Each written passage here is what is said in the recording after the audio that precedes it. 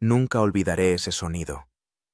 Un crujido bajo y prolongado de metal contra el hielo, como si un animal gigantesco, acorralado, exhalara su último aliento antes de morir. Nuestro buque de investigación, el Polaris, se estremeció de proa a popa, y luego se hizo un silencio aterrador. El 23 de octubre iba a ser el último día de nuestra expedición. Teníamos previsto tomar las últimas muestras de hielo y poner rumbo al sur antes de que el invierno ártico nos envolviera por completo en su abrazo.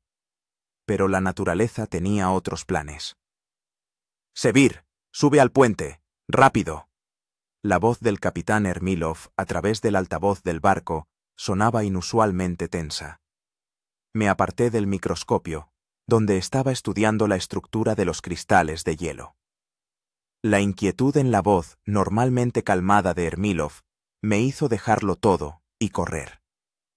En el laboratorio científico del barco solo estábamos Ingrid, nuestra bióloga, y yo. ¿Pasa algo grave?, preguntó, sin apartar la vista de sus notas. Ahora lo sabremos, respondí, saliendo al pasillo a toda prisa. Al llegar al puente, me encontré con un auténtico caos. El capitán Ermílov, generalmente imperturbable, miraba nervioso el radar, y el primer oficial Vigrev trabajaba febrilmente con el sistema de navegación. «¿Qué está pasando?», pregunté, recuperando el aliento. «Deriva de hielo», respondió Ermílov secamente. «Estamos atrapados. Mira». Me acerqué a la portilla y me quedé helado. Hasta donde alcanzaba la vista, nos rodeaba un silencio blanco. Amontonamientos de hielo de varios metros de altura rodeaban el barco por todas partes. Aún por la mañana no había esas acumulaciones. El hielo había llegado de repente, como un invitado no deseado, y ahora el Polaris se encontraba atrapado en sus garras de muerte. «Intentamos abrirnos paso, pero solo hemos dañado la hélice de babor», continuó el capitán. «Las comunicaciones fallan. La última sesión fue hace 3 horas. Desde entonces, silencio».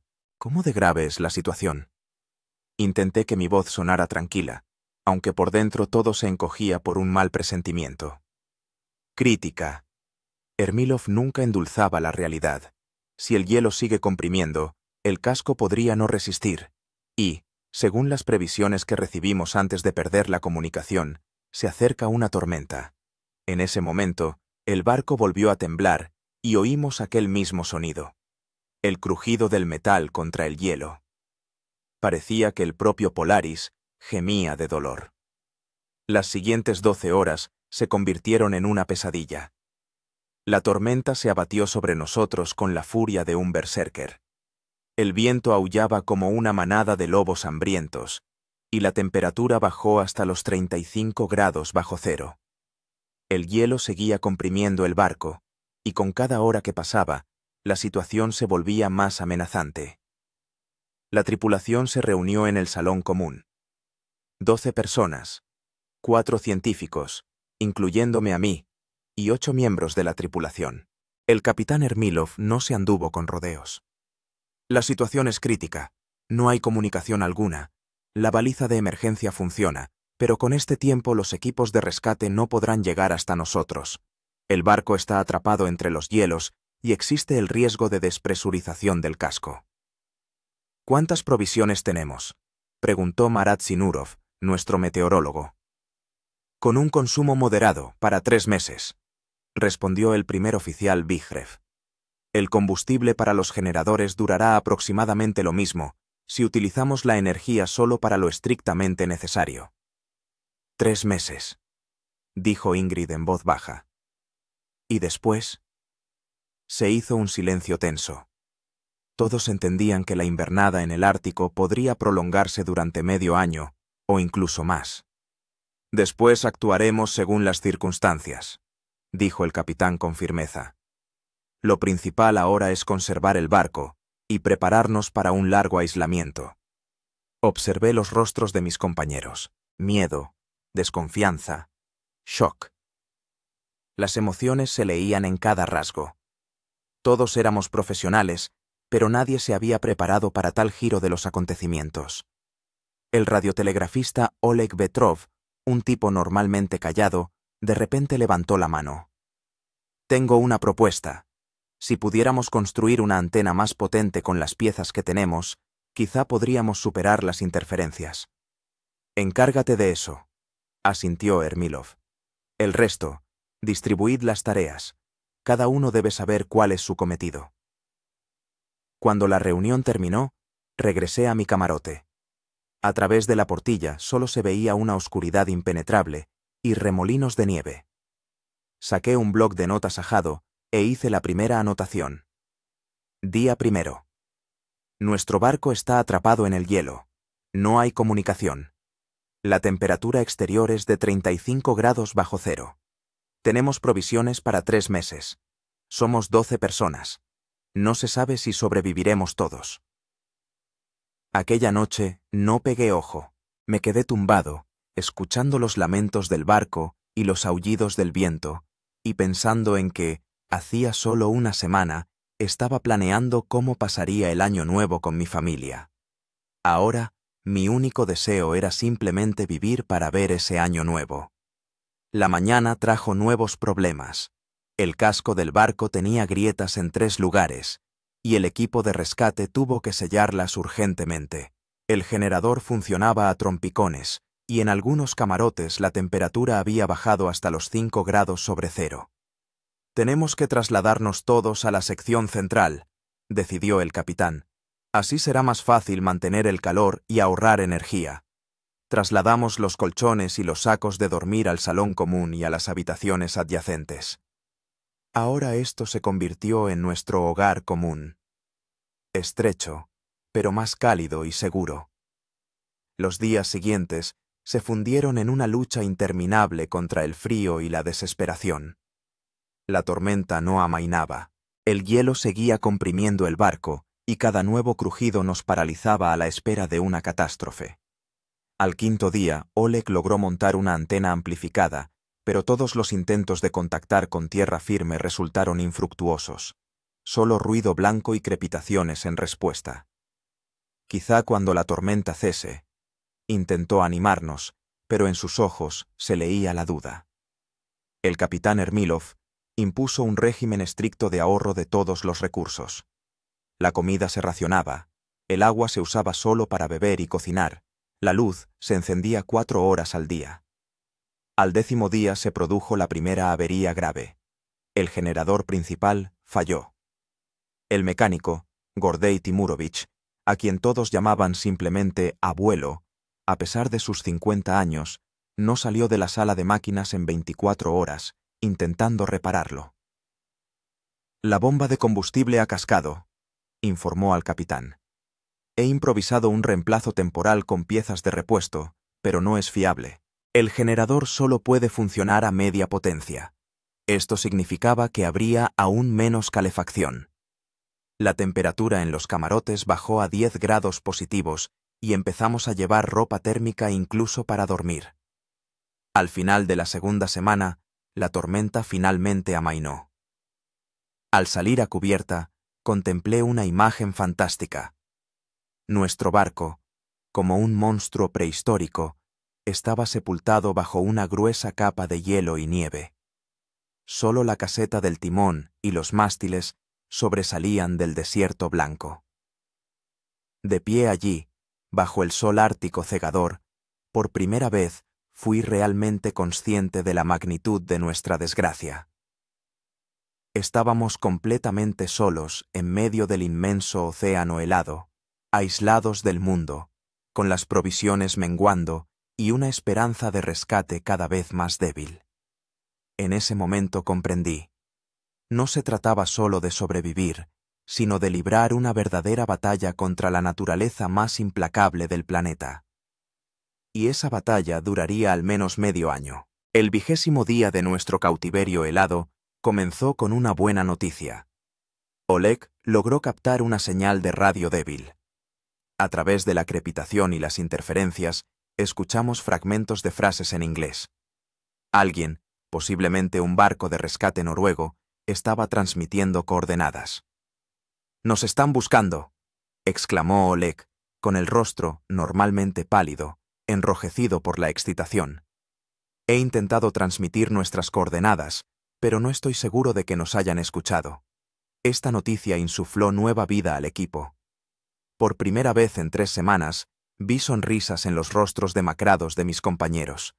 Incluso el capitán Ermilov, generalmente reservado hasta la severidad, se permitió una muestra de emoción. «Es una buena señal», dijo, dándole una palmada en el hombro a Oleg. «Sigue escuchando la radio. Quizá vuelvan a contactar». Sin embargo, la euforia duró poco. Al atardecer de ese mismo día, nos enfrentamos a un nuevo problema. Ingrid sufrió un ataque de asma. Antes lo controlaba con un inhalador, pero las reservas de medicamentos se estaban agotando. «¿Cuántas dosis te quedan?», pregunté, mientras ella, jadeando, intentaba tomar otra bocanada de aire. 10 dosis. Quizá 15. Susurró entrecortadamente. He racionado todo lo que he podido. Nuestro médico de a bordo, Stanislav Yaroslavovich, un anciano de barba canosa y ojos bondadosos, sacudió la cabeza con preocupación. Tenemos que encontrar una alternativa. En el botiquín hay efedrina y otros preparados que podrían ayudar, pero no es una solución. Esa noche celebramos una reunión de emergencia. El capitán nos miró a todos con seriedad. La situación se complica. Las reservas de combustible se agotan más rápido de lo previsto. En un mes tendremos que apagar el generador por completo. Además, tenemos problemas con los medicamentos. ¿Qué propone?, pregunté. Tenemos que prepararnos para una existencia autónoma sin medios técnicos, respondió Ermilov. Tendremos que construir refugios en el hielo, hacer provisiones. El barco podría no resistir la presión del hielo. Esta declaración fue recibida con un silencio tenso. Abandonar el barco, nuestro único refugio seguro, parecía una locura. Pero el capitán tenía razón. Cada día la Polar crujía con más fuerza y el riesgo de catástrofe aumentaba. Propongo que nos dividamos en grupos, continuó Ermilov. El primero se encargará de construir un refugio exterior. El segundo, de inventariar y preparar todo lo necesario para sobrevivir en el hielo. El tercero seguirá manteniendo los sistemas del barco en funcionamiento mientras sea posible. Así comenzó una nueva fase de nuestra supervivencia. Yo me uní al primer grupo junto con el contramaestre Kazimir y los marineros Ruslan y Pavel. Nuestra tarea era increíblemente difícil: construir un refugio en el hielo capaz de resistir las heladas y los vientos árticos. La primera salida al hielo fue una verdadera prueba. A pesar de los trajes de protección, el frío calaba hasta los huesos. La temperatura bajó a 40 grados bajo cero y el viento duplicaba la sensación de frío. Tenemos que usar el propio hielo como material de construcción, propuso Kazimir, examinando los alrededores. Como los esquimales construyen iglúes. ¿Sabes construir un iglú?, pregunté con escepticismo. Teóricamente, sonrió el contramaestre. Pero tengo un libro de supervivencia en el Ártico. Allí se describe la técnica en detalle. Durante los 5 días siguientes, trabajamos 4 horas al día. Más era imposible resistir el frío. Cortaron bloques de hielo y los dispusieron en espiral para formar una cúpula. El trabajo avanzaba lento. Las manos se entumecían incluso con guantes, y las herramientas se rompían a cada rato. Al final del 5.º día teníamos listo un pequeño iglú de unos 3 metros de diámetro. Dentro colocamos materiales aislantes sacados de los mamparos del barco y varios sacos de dormir. Ahora hay que comprobar si es habitable, dijo Kazimir. Yo me quedo a pasar la noche, me ofrecí, sorprendiéndome a mí mismo con la decisión. ¿Estás seguro?, preguntó Ruslan, preocupado. Si algo sale mal. Mantendré contacto por radio cada 30 minutos, aseguré. Si no me conecto, venid inmediatamente. Aquella noche fue una de las experiencias más extrañas y aterradoras de mi vida. Cuando el sol se ocultó, y en esta época del año los días se acortaban cada vez más, dentro del iglú reinó una oscuridad absoluta. Encendí una pequeña lámpara de queroseno que habíamos traído del barco. Curiosamente, dentro hacía relativamente calor. No era cómodo, por supuesto, pero sí soportable. Unos 5 grados bajo cero. Las paredes de hielo protegían del viento y el cuerpo dentro del saco de dormir se iba calentando poco a poco. Sin embargo, la prueba psicológica resultó ser mucho más dura que el malestar físico. Tumbado en completo silencio, interrumpido solo por el crujido del hielo y el aullido del viento, sentí una soledad como jamás la había experimentado. Cada 30 minutos me comunicaba con el barco y la voz de Oleg por la radio era el único hilo que me unía a otras personas. En los intervalos entre las sesiones de comunicación, anotaba mis observaciones en una libreta, tratando de distraerme de los pensamientos sombríos. Noche en el iglú. La temperatura interior es de aproximadamente 5 grados bajo cero. La lámpara de queroseno funciona bien, pero hay que vigilar la ventilación. El saco de dormir mantiene el calor. Psicológicamente es duro. El aislamiento total es deprimente. Pero se puede vivir. En caso de necesidad, el iglú puede servir de refugio temporal para 2 o 3 personas.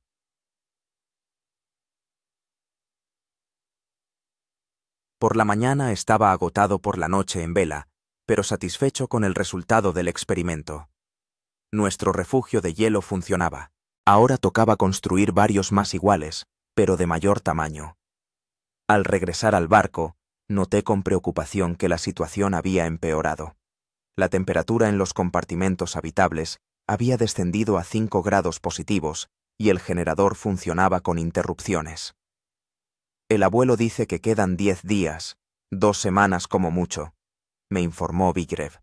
Después, el generador se averiará definitivamente. ¿Y cómo está Ingrid?, pregunté. Aguanta. Stanislav Yaroslavovich ha preparado una infusión de hierbas de sus reservas. Dice que debería ayudar.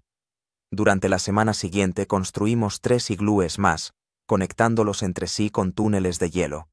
Obtuvimos una especie de complejo subterráneo, o mejor dicho, subglacial, capaz de albergar a toda la tripulación. El día 35 de nuestro cautiverio trajo una nueva desgracia.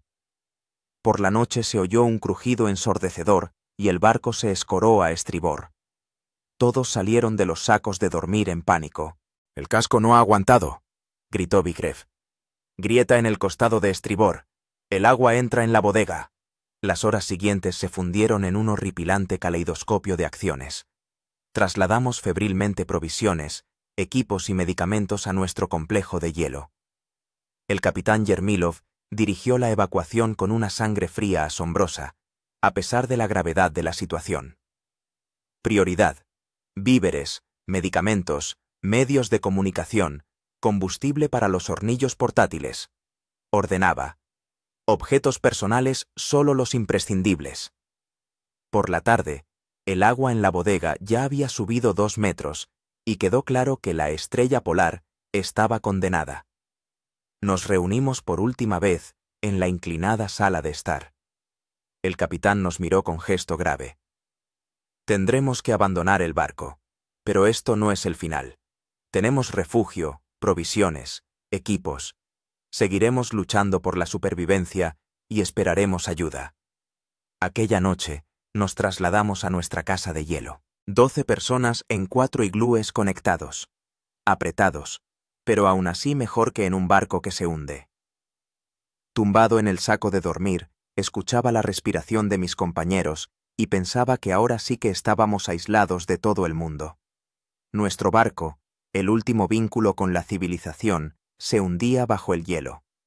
En mi cuaderno escribí: día 35. Hemos abandonado el barco. Ahora nuestra casa es el hielo y la nieve. Las provisiones durarán para 2 meses con un estricto racionamiento. El combustible para los hornillos, para 1 mes. No hay comunicación. La radio se quedó en el barco y probablemente ya no funciona. Comienza la noche polar. Pronto el sol desaparecerá durante varios meses. Debemos sobrevivir en completa oscuridad, frío y aislamiento. Esto es solo el principio de la verdadera prueba. Así terminó el primer mes de nuestro cautiverio ártico, y comenzó la verdadera lucha por la supervivencia. Día 42. La noche polar se ha instalado definitivamente. El sol ha desaparecido tras el horizonte, y ahora nos rodea una oscuridad infinita, interrumpida solo por la luz fantasmal de las estrellas y los destellos esporádicos de la aurora boreal. La vida en el complejo de hielo resultó ser más dura de lo que habíamos previsto. A pesar de todos los esfuerzos de aislamiento, la temperatura interior rara vez superaba los 3 grados bajo cero. Dormíamos en sacos de dormir, sin quitarnos la ropa térmica ni la ropa de abrigo. El capitán Ermilov había establecido un régimen estricto. Levantarse a las 7 de la mañana, aunque el concepto de mañana, en la eterna oscuridad, se había vuelto muy relativo. Desayuno, asignación de tareas, trabajo, almuerzo, de nuevo trabajo, cena, reunión vespertina para discutir problemas y planes, y a dormir a las 10. La comida la preparábamos en 2 hornillos de gas portátiles que habíamos rescatado del barco.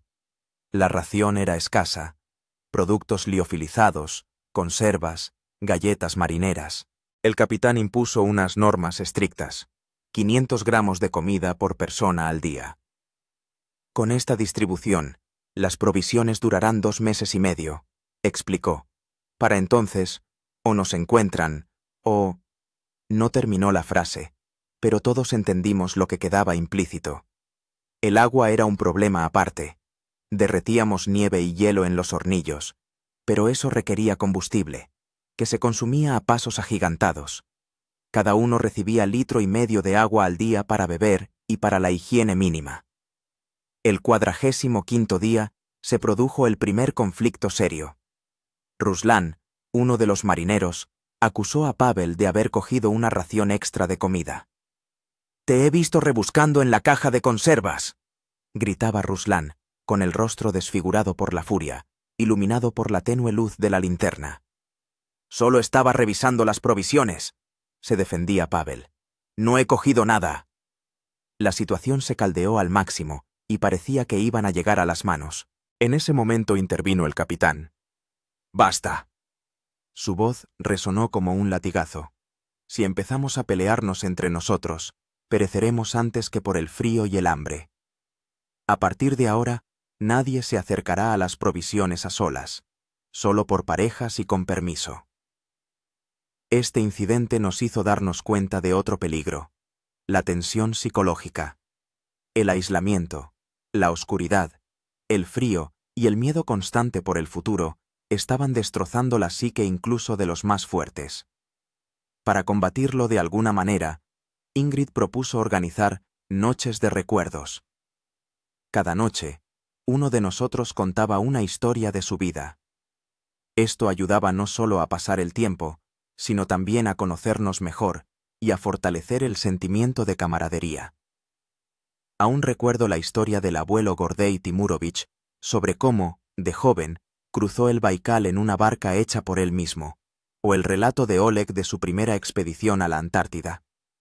Estas historias nos reconfortaban el alma en la interminable noche polar. El 50º día nos enfrentamos a un nuevo problema. Se estaba acabando el combustible para los hornillos.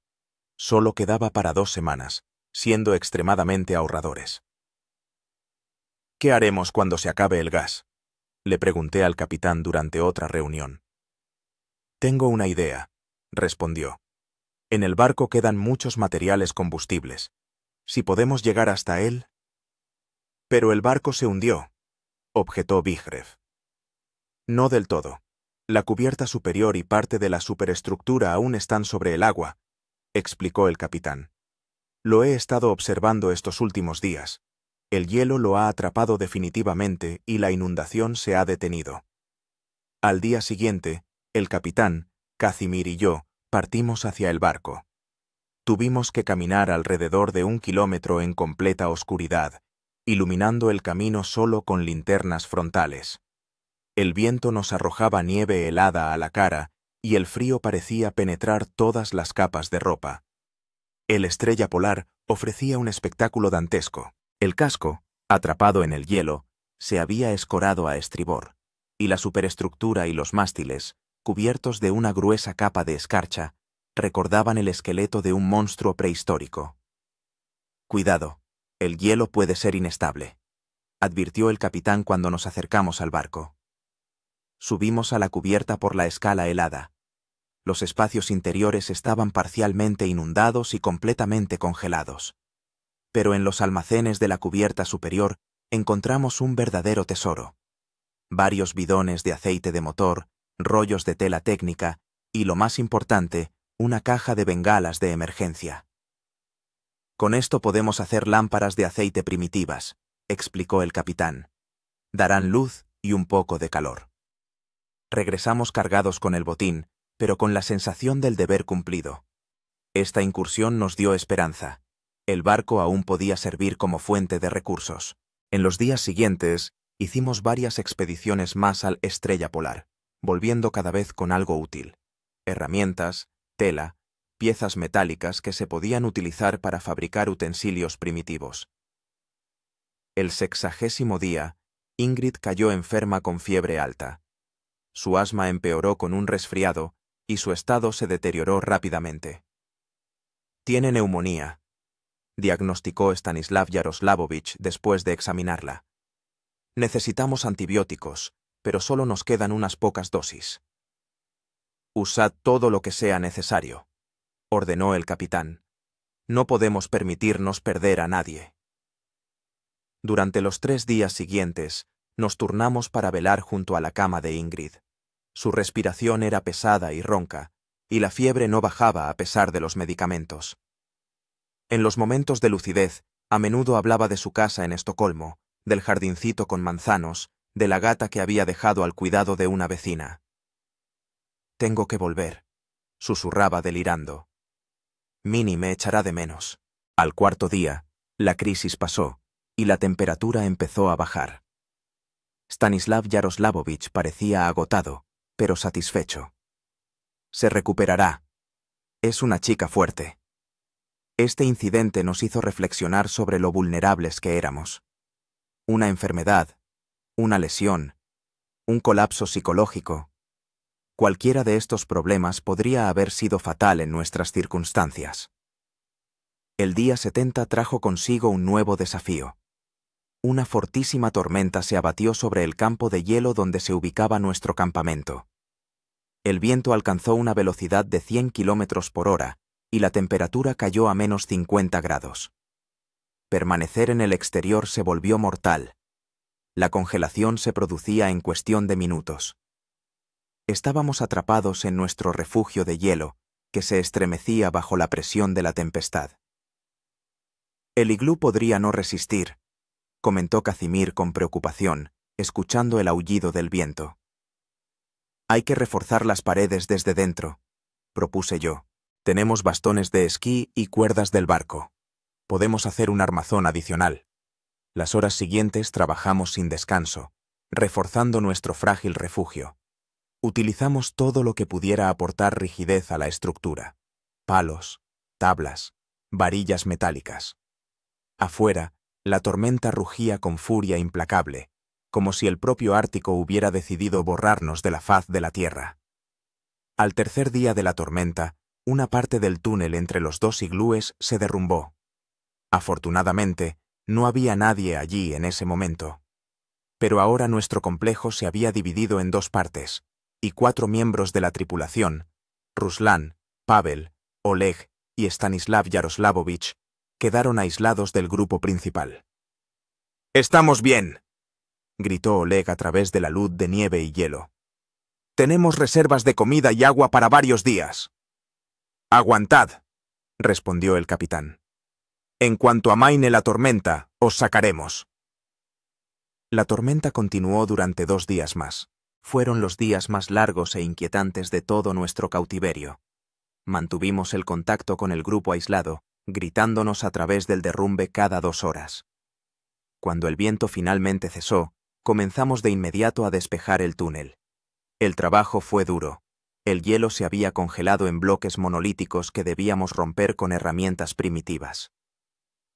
Después de 8 horas de trabajo extenuante, logramos llegar hasta nuestros compañeros. Parecían agotados, pero vivos. Oleg incluso intentó bromear. Ha sido una excelente oportunidad para descansar de tus ronquidos, capitán. Ermílov simplemente negó con la cabeza, pero noté que las comisuras de sus labios se curvaron en un atisbo de sonrisa. Después de la tormenta, reconstruimos por completo nuestro complejo de hielo, haciéndolo más sólido y confortable. Ahora constaba de 5 iglúes conectados. Una sala, común para reuniones y preparación de alimentos, 3 dormitorios y una sala para almacenar provisiones. El día 80 de nuestro cautiverio coincidió con el Año Nuevo según el calendario que llevaba Marat. Decidimos organizar una pequeña celebración, a pesar de las difíciles circunstancias. El capitán asignó raciones adicionales de comida de las reservas de emergencia, y Stanislav Yaroslavovich sacó una botella escondida de alcohol medicinal diluido con agua. A la luz de las lámparas de aceite caseras, nos reunimos en la sala común. Sobre una mesa improvisada hecha con cajas, yacían latas abiertas y galletas saladas. Nuestra cena festiva. «Propongo un brindis», dijo el capitán, levantando una taza de hojalata con el alcohol diluido. «Para que el próximo Año Nuevo lo celebremos en casa, con nuestras familias. Por la supervivencia y el regreso». Bebimos el amargo brebaje, que nos quemó la garganta, pero extendió una agradable calidez por el cuerpo. Esa noche, a pesar del frío y el aislamiento, en nuestra casa de hielo reinaba una atmósfera casi familiar. Cantamos canciones, contamos historias, recordamos nuestro hogar y a nuestros seres queridos. Antes de acostarme, escribí en mi cuaderno: Día 80. Año Nuevo. Es extraño celebrarlo aquí, en el fin del mundo, en el desierto helado. Pero agradezco estar vivo y con compañeros que se han convertido casi en mi familia. Las provisiones disminuyen, el combustible para las lámparas se agota, pero no nos rendimos. Cada día de supervivencia es una victoria, cada día nos acerca al rescate. Creo que esperaremos la ayuda. Debemos creer. Así concluyó el segundo mes de nuestro cautiverio ártico, y comenzó el tercero, el más difícil y sombrío. Día 90. Las provisiones de alimentos se han reducido a un mínimo crítico. El capitán Ermílov ha vuelto a recortar la ración. Ahora cada uno recibe solo 300 gramos de comida al día. Sentimos hambre constantemente, que poco a poco se convierte en un pensamiento obsesivo que llena la conciencia. Necesitamos encontrar fuentes adicionales de alimentos, declaró el capitán en la reunión habitual. De lo contrario, en 2 semanas comenzaremos a morir de inanición. ¿Qué fuentes de alimentos puede haber en el desierto helado?, preguntó Vigrev con amargura. Aquí no crece nada. Hay un mar bajo el hielo, respondió Ermílov. Y en el mar hay peces.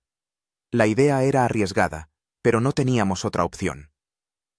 Al día siguiente, Kazimir, Ruslan, el capitán y yo partimos en busca de un lugar adecuado para hacer un agujero en el hielo. Moverse por el hielo en completa oscuridad era extremadamente peligroso. Caminábamos en fila india, atados con una cuerda, iluminando el camino con linternas frontales, cuya carga cuidábamos como a la niña de nuestros ojos. Después de 2 horas de búsqueda, encontramos una zona de hielo relativamente delgada a unos 500 metros del campamento, con picos de hielo improvisados, fabricados con piezas metálicas extraídas del barco. Empezamos a picar el hielo. La tarea era extenuante. El hielo tenía alrededor de 1 metro de espesor y avanzábamos centímetro a centímetro. Nos relevábamos cada 15 minutos, pero incluso en ese corto período, las manos se nos entumecían por el frío y el esfuerzo. Finalmente, después de 5 horas de trabajo incesante, el pico de hielo de Kazimir se hundió en el vacío y del agujero brotó agua. ¡Contacto!, exclamó el contramaestre con un entusiasmo como si hubiera encontrado una mina de oro. Después de ampliar el agujero hasta un diámetro de aproximadamente medio metro, bajamos al agua cañas de pescar caseras, un sedal con anzuelos hechos de alambre. Como cebo utilizamos trozos de carne enlatada, un lujo imperdonable, pero no había otra opción. Las 2 primeras horas de pesca no dieron resultados. Nos sentamos alrededor del agujero, resguardados del viento con una pantalla improvisada de lona, y observábamos en silencio los sedales inmóviles. El frío se filtraba poco a poco bajo la ropa y la desesperación en el alma. «Tal vez no haya peces aquí», dijo finalmente Ruslan, frotándose las manos congeladas. «Debería haberlos», respondió el capitán con terquedad. «Las aguas árticas son ricas en vida». Como si confirmara sus palabras, el sedal en las manos de Casimir se tensó de repente. «¡Pescado!», exhaló el contramaestre, comenzando a tirar con cuidado de la captura. Un minuto después, una trucha alpina no muy grande, de unos 30 centímetros de largo, se debatía sobre el hielo. No era la captura más grande, pero para nosotros significaba esperanza de supervivencia. Al final del día habíamos pescado 7 peces, con un peso total de unos 3 kilogramos, un verdadero festín para nosotros. Regresamos al campamento triunfalmente, llevando la preciosa captura en una bolsa hecha en casa. En los días siguientes, la pesca se convirtió en nuestra principal ocupación. Organizamos 2 grupos que se turnaban junto al agujero. La pesca era inestable. A veces lográbamos capturar hasta 10 peces en un día, a veces solo 2 o 3. Pero incluso esto mejoró significativamente nuestra situación alimentaria. Sin embargo, la pesca también trajo nuevos problemas.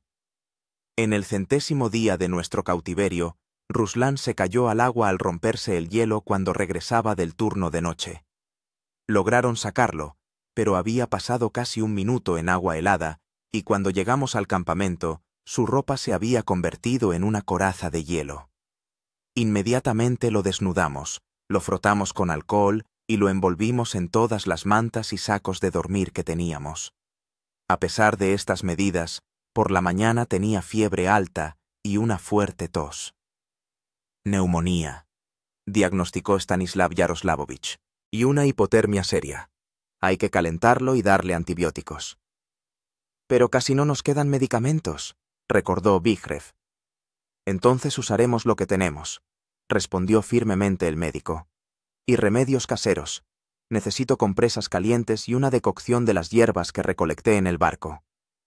El estado de Ruslan empeoraba a cada hora que pasaba. Por la noche cayó en un estado de delirio, llamando constantemente a su madre y hablando de alguna promesa de volver a casa. Velábamos junto a su cama por turnos, cambiando las compresas e intentando bajar la fiebre. Stanislav Yaroslavovich no se separaba del paciente, utilizando todos sus conocimientos y experiencia. El tercer día de enfermedad se produjo la crisis. La temperatura de Ruslan subió a 40 grados y dejó de reconocer a quienes lo rodeaban. Su respiración se volvió superficial y rápida, y su pulso débil e irregular. «Puede que no sobreviva a esta noche», le dijo Stanislav Yaroslavovich en voz baja al capitán. «He hecho todo lo que he podido». Esa noche reinó una atmósfera opresiva en nuestra casa de hielo. Nadie durmió. Todos estaban sentados en la habitación común, escuchando la respiración pesada del enfermo y las silenciosas oraciones de Stanislav Yaroslavovich, quien, como resultó, era un hombre profundamente religioso. Por la mañana ocurrió un milagro. La temperatura de Ruslan comenzó a bajar y su respiración se volvió más uniforme. Al mediodía recuperó la conciencia e incluso pudo beber un poco de caldo. «Se recuperará», dijo Stanislav Yaroslavovich con alivio. «Pero la recuperación total tardará 2 semanas, como mínimo». Este incidente nos obligó a reconsiderar la organización de la pesca. Ahora íbamos solo en grupos de 3 personas, revisábamos cuidadosamente el hielo antes de cada paso y trazamos una ruta segura, marcada con hitos hechos de palos con trozos de tela. En el día 110, ocurrió un evento que sacudió nuestro pequeño campamento. Oleg, que seguía revisando periódicamente el éter con una radio portátil rescatada del barco, captó una señal débil. Era una transmisión en inglés. Contaba con entusiasmo. Algo sobre una expedición y una operación de rescate. La señal era muy débil, pero estoy seguro de haber entendido las palabras Rescue y Arctic. Esta noticia nos infundió una nueva esperanza. Si están hablando de una operación de rescate en el Ártico, es posible que nos estén buscando. Hay que potenciar el transmisor, decidió el capitán. Oleg, ¿qué se necesita para eso? Necesitamos baterías adicionales y una antena más potente, respondió el operador de radio. Tal vez queden piezas adecuadas en el barco. Al día siguiente, Oleg, Kazimir y yo partimos hacia la Polar Star. El barco tenía un aspecto aún más tétrico que antes, completamente aprisionado por el hielo, con el mástil ladeado y el aparejo cubierto de escarcha. Subimos con cautela a la cubierta y nos dirigimos a la cabina de radio. Por dentro, todo estaba cubierto por una gruesa capa de hielo, pero el equipo seguía en su sitio. «Esto nos vendrá de perlas», dijo Oleg, señalando unas baterías de repuesto y una bobina de cable de cobre. «Y estos condensadores también. Con esto podré amplificar nuestro transmisor aproximadamente el triple». Mientras regresábamos con el botín, notamos un extraño resplandor en el cielo hacia el sur. «¿Qué es eso?», pregunté, señalando el horizonte. «¿Una aurora boreal?» «No», dijo Kazimir lentamente. «Es luz artificial, la que desprenden los focos o los faros». Nos quedamos paralizados, escrutando aquel resplandor lejano. Era demasiado tenue y distante para determinar su origen, pero la mera idea de que pudiera haber otras personas por allí nos aceleró el pulso. «Tenemos que informarle al capitán», decidió Kazimir. «Tal vez sean rescatistas». De vuelta en el campamento, le contamos lo que habíamos visto. El capitán nos escuchó atentamente, pero sin mucho entusiasmo. «Podría ser cualquier cosa. Un reflejo de la luz en los cristales de hielo, un fenómeno atmosférico, incluso una alucinación por el cansancio». «¿Pero y si de verdad es gente?», insistí. «Tenemos que mandar una señal». «¿Y cómo propones que lo hagamos?», preguntó el capitán. «La distancia puede ser de decenas de kilómetros. No van a ver nuestras linternas». «Tenemos bengalas del barco», recordó Kazimir. 6. Su luz se ve desde muy lejos. Después de una larga discusión, decidimos usar una bengala. Si el resplandor volvía a aparecer, la lanzaríamos y observaríamos su reacción. Durante los 3 días siguientes, nos turnamos para hacer guardia, escudriñando el horizonte sur. Al 4.º día, cuando yo estaba de guardia con Marat, el resplandor volvió a aparecer, tenue, parpadeante, pero sin duda de origen artificial. «Despierta a todos», le ordené a Marat. «Prepara la bengala». 10 minutos después, toda la tripulación, excepto el enfermo Ruslan, se reunió en una pequeña colina cerca del campamento. El capitán sostenía la bengala, listo para lanzarla. «Si son rescatistas, deberían ver la señal», dijo. «Si no, bueno, habremos gastado una bengala». Dicho esto, activó el dispositivo. Una brillante estrella roja se elevó hacia el cielo negro, iluminando el desierto de hielo a nuestro alrededor con una luz fantasmal. Durante unos segundos, la noche se transformó en un día rojo sangre. Contuvimos la respiración, mirando fijamente al horizonte. Pasó 1 minuto, 2, 5. No pasaba nada. El resplandor en el sur seguía igual de tenue e inalterable. «Quizás estén demasiado lejos», dijo Marat con decepción. «O quizás no sea gente en absoluto», añadió Vigrev. Regresamos al campamento con el corazón apesadumbrado. La esperanza que había brillado con tanta intensidad comenzaba a desvanecerse. Sin embargo, Al día siguiente Oleg consiguió montar un transmisor amplificado con piezas que había traído del barco. Ahora podemos no solo recibir, sino también transmitir una señal a mayor distancia, explicó. Voy a escuchar la radio las 24 horas. Si oigo algo, responderé de inmediato. El día 120 de nuestro cautiverio trajo una nueva prueba. Durante una jornada de pesca, Pavel resbaló y se golpeó fuertemente la cabeza contra el hielo. Cuando lo trajeron al campamento, estaba semiconsciente y le sangraba una ceja que tenía abierta. Stanislav Yaroslavovich lo examinó y frunció el ceño. Posiblemente tenga una conmoción cerebral. Hay que observarlo. Si vomita o pierde el conocimiento, la situación será crítica. Por suerte, Pavel solo sufrió una fuerte contusión y dolor de cabeza.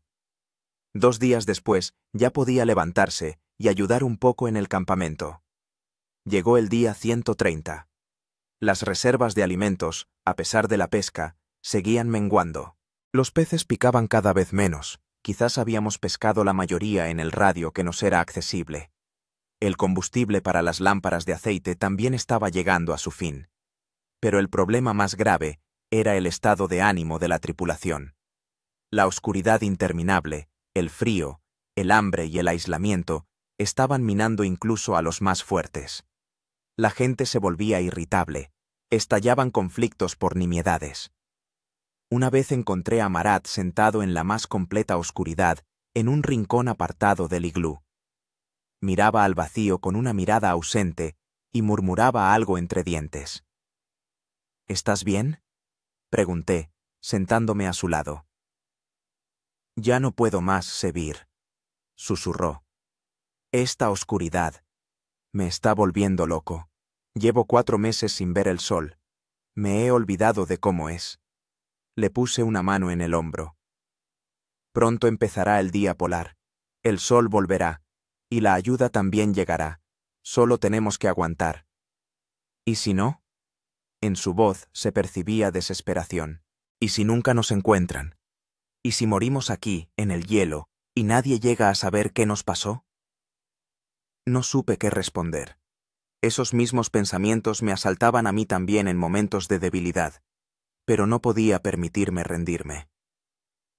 No vamos a morir aquí, dije con firmeza. Vamos a sobrevivir y volveremos a casa. Te lo prometo.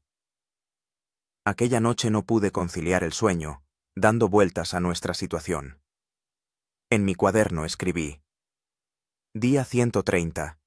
La moral está por los suelos. La gente está al límite. La noche polar parece no tener fin. Las provisiones están menguando. Pero aún estamos vivos. Aún luchamos. Cada día es una victoria sobre la muerte. Y creo que la ayuda llegará. Tiene que llegar. El día 140 comenzó como de costumbre, con un desayuno escaso y la distribución de tareas. Me tocaba ir a pescar con Kazimir y el abuelo. Estábamos a punto de salir cuando Oleg, que estaba de guardia en la radio, entró corriendo al campamento. Su rostro irradiaba excitación. «He captado una señal. Clara, fuerte. Es el buque de rescate noruego Fridtjof Nansen.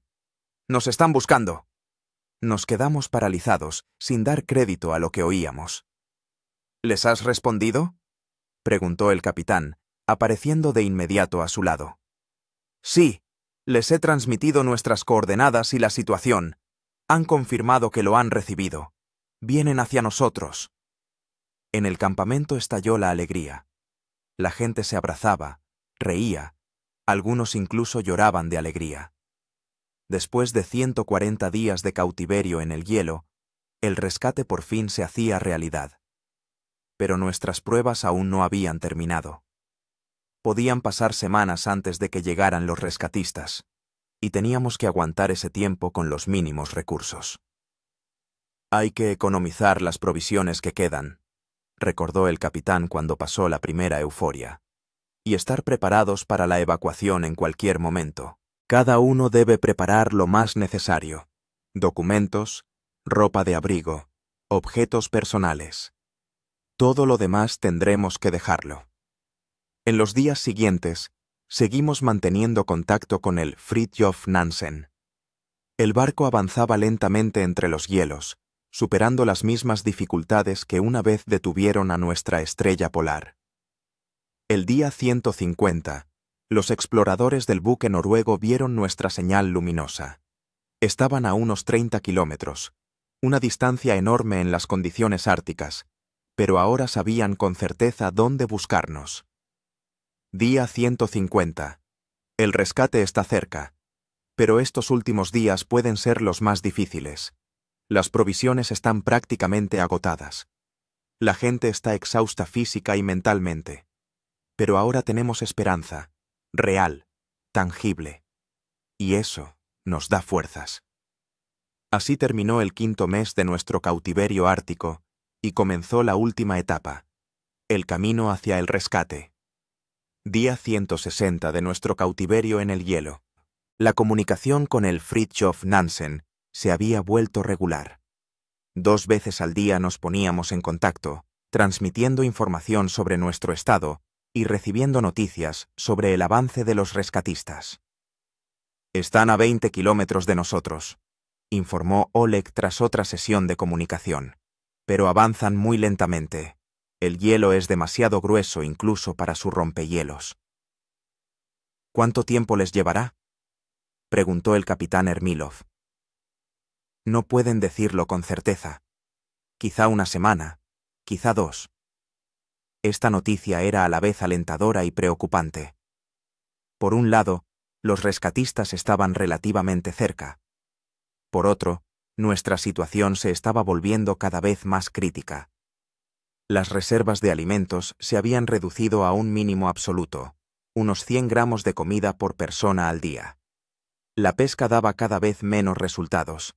Parecía que los peces habían desaparecido de la zona de mar a la que podíamos acceder. El combustible para las lámparas casi se había agotado y pasábamos la mayor parte del tiempo a oscuras, ahorrando las reservas que nos quedaban.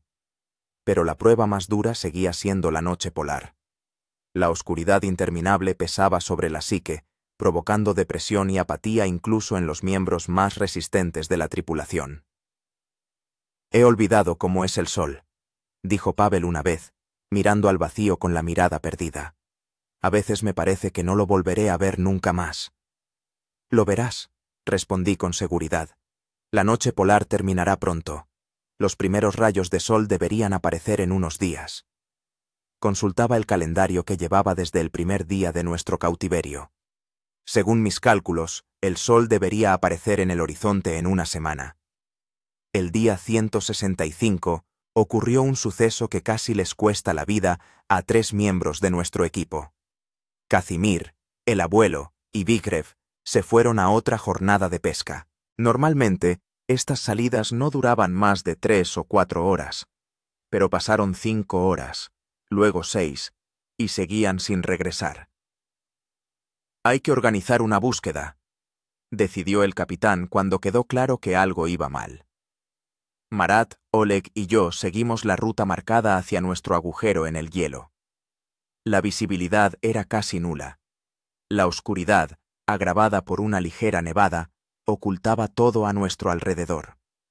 Solo la tenue luz de nuestras linternas, cuyos rayos se perdían en el manto de nieve, nos indicaba el camino. Al llegar al agujero, no encontramos rastro de nuestros compañeros. El agujero se había congelado, lo que significaba que no habían estado allí en mucho tiempo. ¿A dónde podrían haber ido? En la voz de Marat se notaba la inquietud. ¿Quizá decidieron buscar un nuevo lugar para pescar?, supuso Oleg. El viejo ya casi no daba capturas. Empezamos a ampliar el círculo de búsqueda, moviéndonos en espiral desde el agujero. Al cabo de media hora, Marat vio una luz tenue a lo lejos.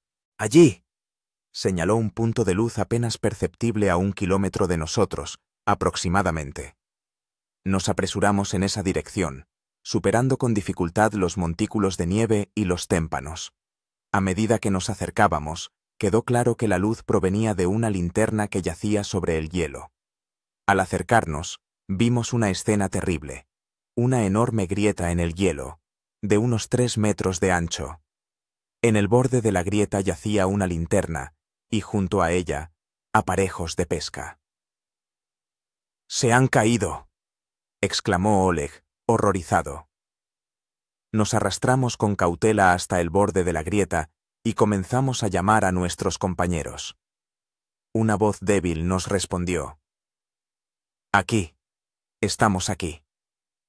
A la luz tenue de las linternas, divisamos a 3 hombres agarrándose al borde del hielo al otro lado de la grieta. De algún modo milagroso no se habían ahogado, pero su situación era crítica. Empapados hasta los huesos, en agua helada, podrían aguantar solo unos minutos. «¡Agarraos!», grité. «¡Os sacaremos!». Teníamos una cuerda de unos 20 metros, una precaución estándar al salir al hielo. Atamos un piolet a un extremo y, haciéndolo girar, lo lanzamos por encima de la grieta. Al tercer intento, a Kazimir le dio tiempo a atrapar aquel ancla improvisada. Tras asegurar la cuerda en nuestro lado, creamos una especie de puente. «Ahora, uno por uno», ordené. «Kazimir, primero». El contramaestre, reuniendo sus últimas fuerzas, empezó a tirar de la cuerda. Nosotros tirábamos desde nuestro lado, ayudándole. Tras unos agonizantes 2 minutos, logró llegar hasta nosotros. El siguiente fue el abuelo, el más viejo y débil de los 3. Casi lo teníamos ya fuera cuando la cuerda empezó a deshilacharse, rozando contra el borde afilado del hielo. «¡Más rápido!», gritó Oleg. «La cuerda no aguantará». Con un tirón desesperado, levantamos al abuelo hasta nuestro lado de la grieta, un segundo antes de que la cuerda se rompiera. Vigrev se quedó al otro lado, aislado de nosotros por la traicionera grieta. «¡Idos!», gritó. «Salvad a los que ya tenéis. Intentaré encontrar un rodeo». «No te vamos a abandonar», respondí, tratando de pensar con claridad cómo ayudar. En ese momento, Marat señaló unos seracs a nuestra derecha. «Allí el hielo se junta. Quizá haya un paso». Oleg y yo corrimos a lo largo de la grieta, dejando a Marat con los 2 rescatados. Tras 200 metros, la grieta se estrechaba de verdad y, en un punto, se había formado una especie de puente de hielo. «Vigrev», grité, «muévete a la derecha a lo largo de la grieta. Hay un paso». El primer oficial nos oyó y comenzó a moverse lentamente en la dirección indicada. Estaba claramente agotado. Cada paso le costaba un mundo. Nos encontramos en el puente de hielo. Vigrev estaba en un estado terrible. Los labios morados, la ropa convertida en una coraza de hielo, las manos agarrotadas. «No. Siento. Las piernas», dijo con gran esfuerzo. Lo pasamos a través del peligroso tramo y, sujetándolo por ambos lados, nos apresuramos a reunirnos con los demás. Luego, uniendo fuerzas, llevamos a los 3 afectados al campamento. Las siguientes horas se convirtieron en una lucha desesperada por sus vidas.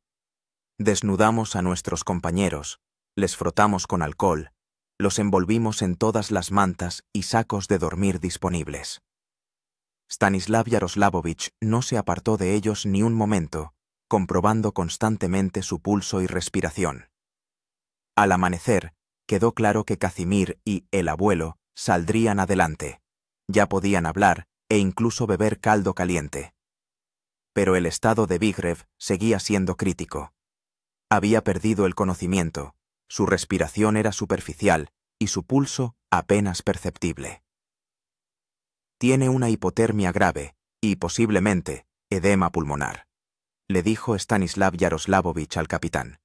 «Necesita atención médica seria que no puedo proporcionar aquí». «¿Cuánto tiempo le queda?», preguntó Ermilov en voz baja. «Un día, quizá 2». El médico negó con la cabeza. «Si los rescatistas no llegan pronto». El capitán se puso inmediatamente en contacto con el Fridtjof Nansen y explicó la situación. Los rescatistas noruegos prometieron hacer todo lo posible para acelerar el avance, pero el hielo seguía siendo un obstáculo importante incluso para su potente rompehielos. En el día 168 se produjo el acontecimiento largamente esperado. Un minúsculo borde del sol apareció sobre el horizonte. Por primera vez en casi 5 meses, vimos la luz del día. Era un espectáculo increíble, un brillo dorado rosado que se extendía lentamente por el borde del cielo. Todos salimos de nuestro refugio helado para presenciar ese momento. Incluso los enfermos, sostenidos por sus compañeros, salieron al exterior. Nunca pensé que me alegraría tanto de ver el sol, susurró Pavel, y unas lágrimas brillaron en sus ojos.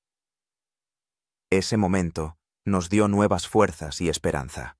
La noche polar había terminado, ahora, con cada día que pasara, habría más luz. Sin embargo, la alegría se vio ensombrecida por el estado de Vigrev, que seguía empeorando. Al anochecer de ese mismo día, entró en coma. Su organismo se está apagando, explicó Stanislav Yaroslavovich. Estoy haciendo todo lo que puedo, pero sin el equipo médico adecuado. No terminó la frase, pero todos sabíamos que apenas quedaba tiempo. Aquella noche, me senté mucho tiempo junto a Vigrev, observando su respiración apenas perceptible. No habíamos sido especialmente cercanos antes de la expedición, pero en 5 meses de lucha conjunta por la supervivencia, nos habíamos hecho casi hermanos.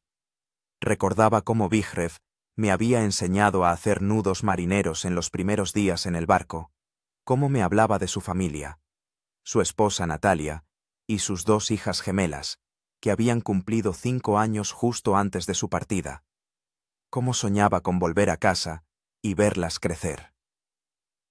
Tienes que sobrevivir, susurré, apretando su mano fría. Por ellas, por ti, ya casi estamos en casa, queda muy poco. Al amanecer del día 169, el grito emocionado de Oleg resonó. ¡Están aquí! ¡Los rescatistas! ¡Los veo! Todos salimos corriendo. En la penumbra matutina, a 1 kilómetro aproximadamente de nuestro campamento, se distinguían luces en movimiento, los faros y reflectores del equipo de rescate. El capitán ordenó lanzar las bengalas que nos quedaban para indicar nuestra posición exacta. Estrellas rojas se elevaron al cielo, iluminando el desierto helado. Los rescatistas vieron la señal y cambiaron de rumbo, dirigiéndose directamente hacia nosotros. Media hora después los vimos. Un grupo de 8 personas con trajes naranja brillante, arrastrando trineos con equipo. El encuentro fue emotivo. Los rescatistas noruegos, gente dura del norte, no ocultaban su asombro y admiración. ¿Han sobrevivido aquí 5 meses? ¿En estas condiciones? ¡Es increíble! El jefe del grupo, un hombre alto con rostro curtido y barba rubia, se presentó como Eirik Hansen. El Fridtjof Nansen está a 15 kilómetros de aquí. El hielo no permite acercarse más. Los trasladaremos al barco en trineos. Cuando vio el estado de Vigrev, su rostro se ensombreció. Necesitamos una evacuación inmediata. Tenemos un módulo médico portátil con oxígeno y los medicamentos necesarios. La doctora noruega, una mujer de mediana edad llamada Sigrid, se ocupó de inmediato de Vigrev, trabajando junto con Stanislav Yaroslavovich. Su estado es crítico, pero hay una oportunidad, dijo después de examinarlo. Tenemos que llevarlo al barco lo antes posible y luego evacuarlo en helicóptero al hospital más cercano. Los preparativos para la evacuación duraron unas 2 horas. A los más graves, Vigrev, el abuelo y Kazimir, los acostaron en los trineos. Los demás debían caminar por su propio pie, apoyados por los rescatistas. Antes de irme, recorrí por última vez nuestra casa de hielo, que nos había servido de refugio durante casi 5 meses. Extrañamente, sentía emociones contradictorias hacia ese lugar, alivio por finalmente abandonarlo y una especie de gratitud por habernos dado cobijo. En mi cuaderno hice la última anotación. Día 169. El rescate ha llegado. Hemos sobrevivido. No todos están en buen estado, pero estamos vivos. 5 meses y medio en los hielos del Ártico, en completo aislamiento, al borde de la vida y la muerte. Esta prueba nos ha cambiado a todos. Ya nunca seremos los mismos. Pero volvemos a casa, y eso es lo más importante. El camino hacia el Fridtjof Nansen fue difícil. 15 kilómetros sobre hielo amontonado, en condiciones de visibilidad limitada, con gente exhausta. Esta prueba podría haber sido la última de nuestra epopeya. Avanzábamos lentamente, haciendo frecuentes paradas para descansar. Los rescatistas noruegos mostraron una paciencia y un cuidado asombrosos, animándonos constantemente y ayudando a los más débiles. Cuando en el horizonte aparecieron los contornos del barco, muchos de nosotros no pudimos contener las lágrimas. El Fridtjof Nansen, un potente rompehielos con la cubierta brillantemente iluminada, nos parecía una visión celestial después de meses pasados en la oscuridad y el frío. Subir a bordo fue la última prueba. Nos izaban de uno en uno con un dispositivo especial, ya que muchos estaban demasiado débiles para subir por la escala. En la cubierta nos esperaba la tripulación del barco y el personal médico. Nos llevaron de inmediato a camarotes cálidos, donde nos aguardaba una ducha caliente, ropa limpia y, lo más importante, comida de verdad. A Vigrev lo ingresaron directamente en la enfermería del barco, equipada con tecnología punta. Los médicos lucharon por su vida mientras el barco se abría paso lentamente entre los hielos hacia aguas abiertas, donde podría aterrizar un helicóptero de rescate. Al segundo día después del rescate, el capitán del Fridtjof Nansen nos invitó al salón de oficiales. Era una sensación extraña, estar sentado en una mesa normal, con ropa limpia, en un ambiente cálido y luminoso. «Han hecho algo increíble», dijo el capitán noruego. «Sobrevivir en esas condiciones durante 5 meses es una hazaña. Su historia ya es conocida en todo el mundo. Los esperan en casa como héroes». Nos contó que la búsqueda del Polar Star había comenzado 2 semanas después de la pérdida de contacto. Pero el invierno ártico, las tormentas y los hielos a la deriva hicieron que la operación fuera extremadamente complicada. «Casi habíamos perdido la esperanza», confesó. Pero entonces captamos su débil señal de radio. Fue como un milagro. Al tercer día después del rescate, Vigrev fue evacuado del barco. Un helicóptero médico especial lo trasladó a un hospital en Tromsø. Los médicos daban pronósticos cautelosos, pero optimistas. Al resto de la tripulación del Polar Star nos llevaron al puerto una semana después. Allí nos esperaban representantes del consulado ruso, periodistas y personal sanitario. Nos hospitalizaron de inmediato para un examen completo. Todos presentábamos agotamiento, avitaminosis, congelaciones de diverso grado. Pero, afortunadamente, se evitaron consecuencias irreversibles para la salud. 2 semanas después, llegaron noticias sobre Vigrev. Había recuperado la conciencia y se estaba recuperando. Su familia ya estaba con él. Poco a poco fuimos volviendo a la vida normal. Pero la prueba por la que pasamos nos cambió para siempre. Aprendimos a valorar las cosas sencillas: el calor, la luz, la comida, la compañía humana. Comprendimos de lo que es capaz una persona cuando la vida está en juego. A veces, por las noches, todavía sueño con los inmensos campos de hielo, la interminable noche polar y nuestra pequeña casa de hielo, que se convirtió para nosotros en prisión y refugio durante 5 largos meses. Y cada vez, al despertarme en mi cama caliente, siento una gratitud inmensa por haber sobrevivido, por haber logrado volver a casa, por haber superado esa prueba y habernos hecho más fuertes. Nuestro barco quedó atrapado en el hielo del Ártico. No había comunicación. Estábamos completamente aislados del mundo. Pero sobrevivimos. Y eso es lo principal. El primer mes después del rescate transcurrió como en una niebla. El hospital en Tromsø, luego el vuelo a Moscú, 2 semanas más en una clínica rusa, interminables exámenes médicos, reuniones con psicólogos, entrevistas con periodistas. El mundo del que habíamos estado aislados durante casi medio año se nos vino encima repentinamente como una avalancha informativa. Resultó que nuestra historia se había convertido en una sensación a escala internacional. Milagro polar. 170 días en el hielo. Supervivencia increíble. Con tales titulares se engalanaban los periódicos y los sitios web de noticias. Pero, más allá de todo ese revuelo, para mí lo más importante era el encuentro con mi familia. Cuando finalmente abracé a mis padres y a mi hermana en el aeropuerto de Sheremetyevo, por primera vez en muchos meses me permití relajarme por completo y dar rienda suelta a mis emociones. Ya casi habíamos perdido la esperanza, decía mi madre entre lágrimas, sin soltarme del abrazo, cuando informaron de que el barco había desaparecido. Pero prometí volver, respondí, intentando sonreír. Y siempre cumplo mi palabra. En casa me esperaba un verdadero banquete.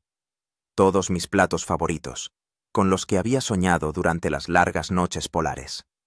Comía despacio, disfrutando de cada bocado, de cada sorbo, maravillándome de la variedad de sabores que casi había olvidado durante meses de comida monótona.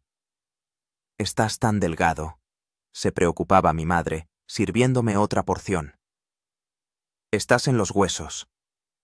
Era cierto. Durante el cautiverio en el hielo había perdido casi 20 kilos. Mi rostro se había demacrado, mis ojos se habían hundido y mi piel había adquirido un tono amarillento enfermizo debido a la falta de vitaminas. Pero las consecuencias físicas no fueron las más difíciles. Lo más complicado fue la adaptación psicológica. No podía dormir en completa oscuridad. Necesitaba al menos una tenue luz nocturna. Los ruidos fuertes me hacían sobresaltar. Revisaba constantemente las provisiones en el refrigerador, inconscientemente preparándome para una nueva catástrofe. 2 semanas después de regresar a Moscú, tuvo lugar nuestra primera reunión con la tripulación de la Estrella Polar después del rescate. Nos reunimos en la sala de conferencias del Instituto de Oceanología. Las 12 personas que habíamos pasado por el infierno helado y habíamos sobrevivido. Fue una reunión emotiva. Nos abrazamos, reímos, recordamos los momentos más difíciles y más divertidos de nuestro cautiverio polar. Algunos ya se habían recuperado casi por completo físicamente, otros todavía parecían agotados. Vigrev llegó en silla de ruedas. Las consecuencias de una fuerte hipotermia habían provocado una parálisis temporal de las extremidades inferiores. Pero los médicos daban buenos pronósticos de una recuperación completa. Cuando me preguntaron en el hospital si ahora le tenía miedo al frío, respondí que solo temía una cosa: no poder caminar más y jugar con mis hijas. Contaba con una sonrisa. Pero ahora sé que correré con ellas la próxima primavera.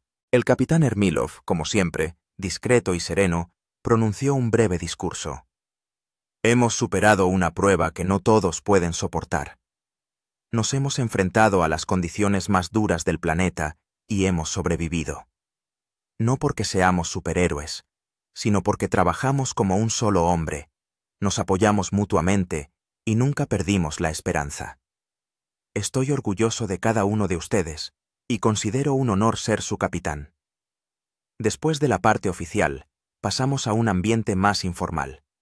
Un pequeño café cerca del instituto. Allí, con una copa de vino, el primer alcohol después del regreso, la conversación se volvió más personal. ¿Cómo lo llevas?, le pregunté a Ingrid, que parecía mejor de lo que esperaba. Su asma, que había causado tantos problemas en el hielo, parecía haber remitido. Día a día, respondió con un ligero acento. A veces me despierto por la noche en pánico, pensando que todavía estoy allí, pero luego veo a mi gata Minnie, que está durmiendo a mi lado, y me doy cuenta de que la pesadilla ha terminado. ¿Y tú?, preguntó a su vez. Más o menos igual, admití. Es difícil acostumbrarse a la vida normal después de todo lo que hemos pasado. ¿Sabes qué es lo más extraño?, dijo Ingrid pensativamente. A veces echo de menos esa época, no el frío y el hambre, claro, sino esa. simplicidad de la existencia. Cuando todos los problemas se reducían a uno. Sobrevivir. Cuando solo lo más importante tenía valor. Entendía lo que decía. En nuestro cautiverio helado no había lugar para lo superfluo, ni emocional ni material. Todo se reducía a las necesidades básicas y a las profundas conexiones humanas. ¿Volverás al mar?, pregunté después de una pausa. Ingrid sonrió. Por supuesto. Pero quizás elija una expedición a latitudes más cálidas. ¿Y tú? Me quedé pensando. Me hacía esta pregunta todos los días desde el rescate. ¿Tengo miedo de volver al Ártico? ¿Podré volver a pisar la cubierta de un buque de investigación, sabiendo lo que puede pasar? Volveré, respondí por fin. El Ártico es mi trabajo, mi pasión.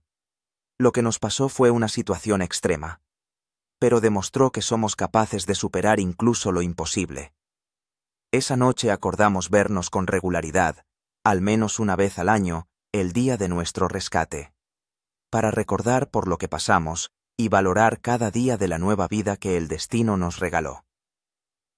Un mes después de esa reunión, me invitaron a dar una conferencia en la Universidad Estatal de Moscú, donde estudié en su día. El tema era obvio. 170 días en el hielo, aspectos científicos y humanos de la supervivencia en el Ártico. Mientras me preparaba para la presentación, releí mis apuntes tomados durante el cautiverio en el hielo.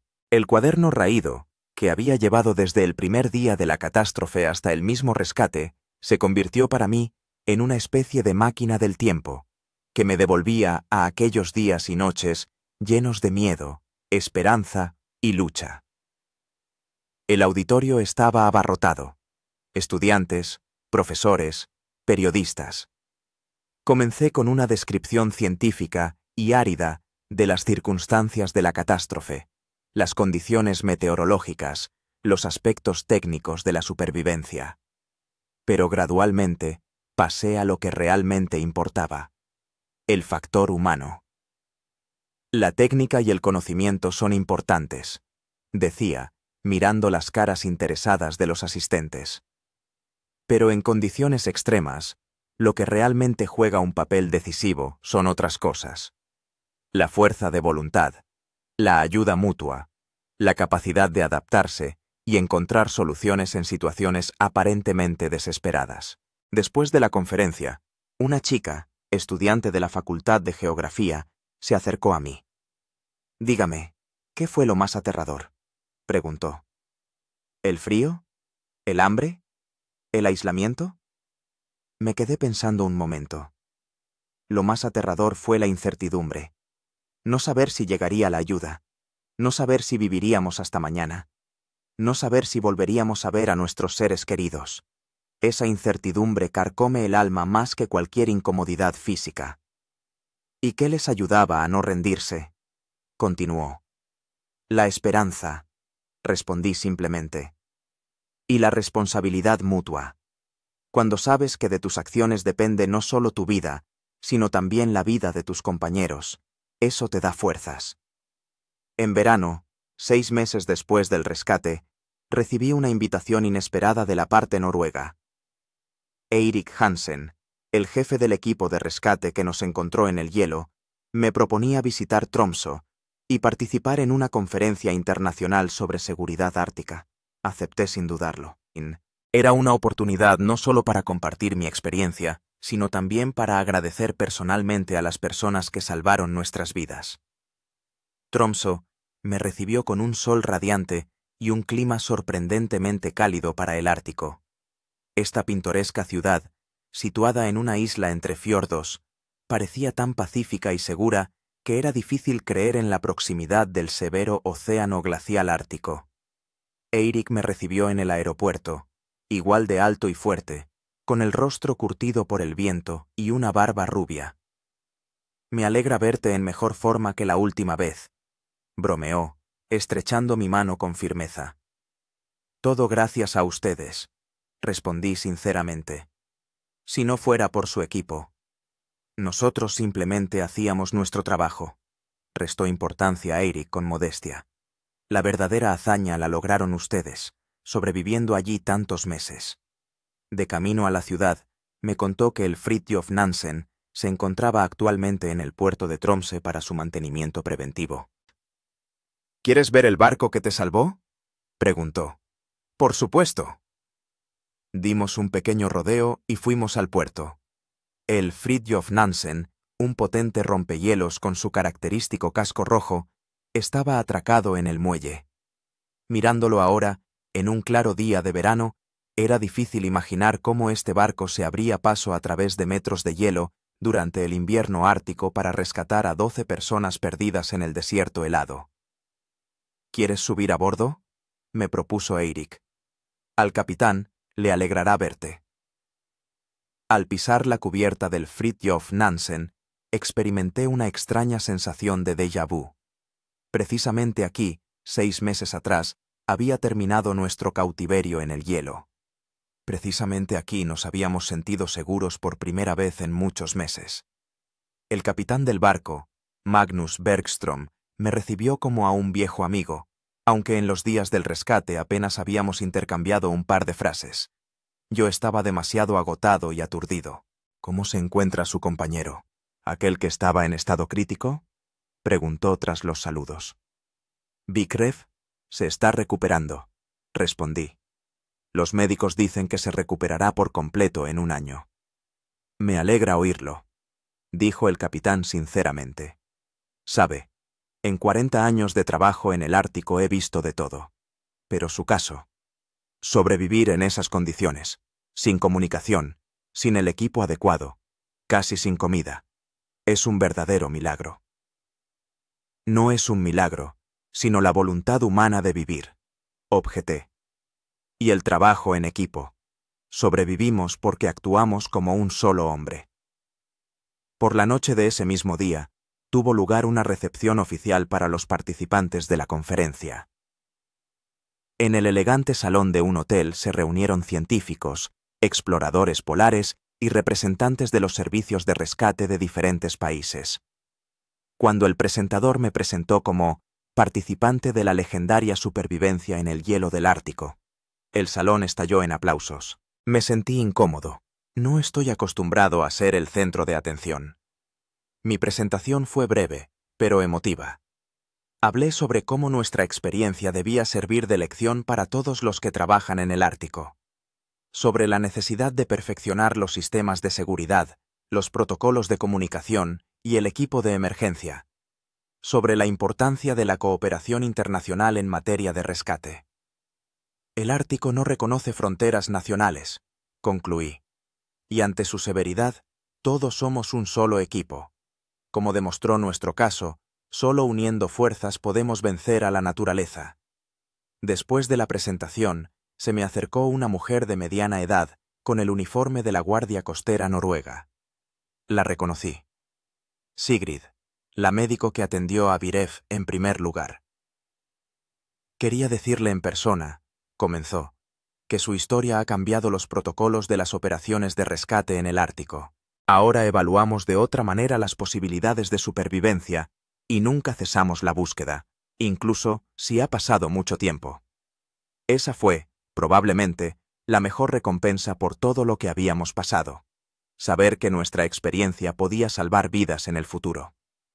Al día siguiente, Eirik me propuso una excursión insólita. ¿Quieres ver el Ártico desde otra perspectiva? No como un lugar de pruebas, sino como un lugar de una belleza asombrosa. Partimos en un pequeño bote hacia los fiordos. El día era claro, el mar estaba en calma. A nuestro alrededor se extendían majestuosas montañas, cubiertas de nieve incluso en verano, y en el agua se reflejaba un cielo azul sin fondo. ¿Sabes?, le dije a Eirik cuando nos detuvimos en medio del fiordo. En aquellos días, cuando estábamos atrapados en el hielo, a menudo odiaba el Ártico. Solo veía en él un enemigo, una fuerza despiadada que intentaba destruirnos. ¿Y ahora?, preguntó, mirándome fijamente. Recorrí con la mirada el paisaje circundante, severo y hermoso a la vez. Ahora entiendo que el Ártico no es ni amigo ni enemigo. Simplemente es majestuoso, antiguo, indiferente a los sufrimientos y alegrías humanas. No intentaba matarnos. Nosotros mismos invadimos sus dominios sin estar del todo preparados para encontrarnos con él. Eirik asintió. Muchos exploradores polares llegan a esta conclusión. El Ártico enseña la humildad ante las fuerzas de la naturaleza y el respeto hacia ellas. De vuelta en Moscú, encontré sobre mi mesa una carta oficial del Ministerio de Ciencia y Educación Superior. Me proponían dirigir un nuevo proyecto para estudiar los cambios climáticos en el Ártico. Considerando su experiencia y conocimientos únicos, adquiridos en condiciones extremas, le consideramos el candidato ideal para el puesto de jefe de expedición. Estuve largo rato mirando la carta, meditando. Volver al Ártico. Salir de nuevo al mar en un buque de investigación. Volver a arriesgarme, pero el riesgo estaría calculado. Nuestra experiencia se tendría en cuenta, los protocolos de seguridad se perfeccionarían, el equipo se modernizaría. Y lo más importante, sé de lo que es capaz un hombre en la lucha por la supervivencia. Conozco mis límites y los límites de mi equipo. Tomé la pluma y escribí al margen de la carta. Acepto. Una semana después, se celebró una reunión con los posibles participantes de la nueva expedición. Para mi sorpresa, entre los candidatos vi caras conocidas. Ingrid, Marat, Oleg. Parte de nuestro antiguo equipo. ¿De verdad quieren volver?, les pregunté después de la parte oficial de la reunión. ¿Lo dudabas?, sonrió Ingrid. Después de lo que hemos pasado, la vida normal parece insípida. Además, añadió Marat, ahora sabemos cómo sobrevivir en las condiciones más extremas. Es una experiencia valiosa que no se puede obtener en entrenamientos o en libros de texto.